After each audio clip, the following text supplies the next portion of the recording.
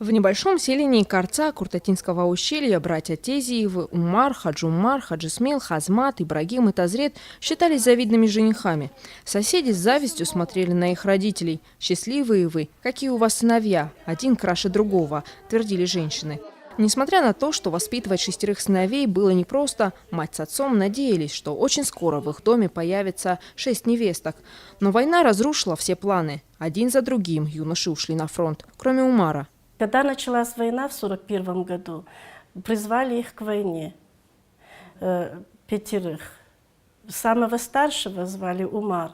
Его, так как он был ветврачом, его не забрали. Ему сказали, что он нужен здесь для фронта. Рита Тезиева – дочь одного из братьев, Тазрета. Он ушел на фронт в 1942-м. 18-летнего ефрейтора сразу направили под Сталинград, в самое пекло военных действий. Там он и получил первое боевое ранение. Подлечился, вернулся на линию фронта, прошел Воронеж, Харьков, Варшаву. Сложнее оказался путь до Берлина. Он был одним из первых, кто прорвал немецкую оборону, освободив путь советским войскам. Горский парень уничтожил артиллерийские позиции противника, более 30 немецких солдат и офицеров.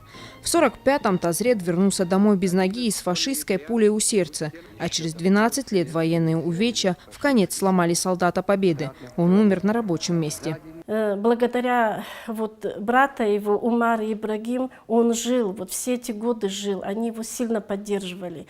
Где надо было плакать, он смеялся, таким я его помню. Где надо было от боли стонать, он тоже смеялся.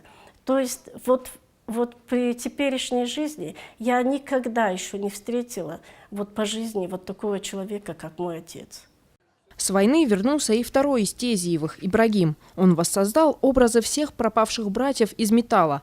Задача была сложной. По словам родственников, в доме не было ни одной фотографии молодых людей. Все бюсты скульптор ваял, выискивая в своей памяти силуэты братьев. Сегодня памятник установлен на могиле братьев. Делал эти памятники буквально более чем 2 года. То есть что-то вспоминал, что-то ему нравилось. Потом он на утро смотрел и понимал, что он не совсем похож. Тут что-то, бровь не так. Тут что-то. Все это он заново ломал и делал по новой. До тех пор, пока не создались именно те образы, какими были они на самом деле. Все сыновья Тезиевых ушли по дороге, ведущей из маленького села к широкому тракту. Там, за горизонтом, шли ожесточенные бои. Каждый день с рассветом мать 6 солдат выходила на дорогу и ждала почтальона. Ждала и верила, что не сегодня, так завтра хоть какая-то весточка долетит до нее от сыновей. Но похоронки так и не дошли до дома. Пришли похоронки просто, чтобы пощадить этих стариков. Просто-напросто решили, не знаю, скрыть от них это тяжелое событие. И просто им не сказали в тот момент, что они умерли. Они до последнего ждали, что вот-вот они вернутся. Все знали, все село уже знало, что их уже нет в живых. Я считаю, что это благородная была ложь на тот момент. Родные долгое время ничего не знали о судьбе 3 братьев. Спустя несколько лет стало известно, где похоронены Хаджумар, Хазмат и Хаджисмил. Их могила обнаружена в Пятигорске и Севастополе. В ближайшее время родные отправятся туда.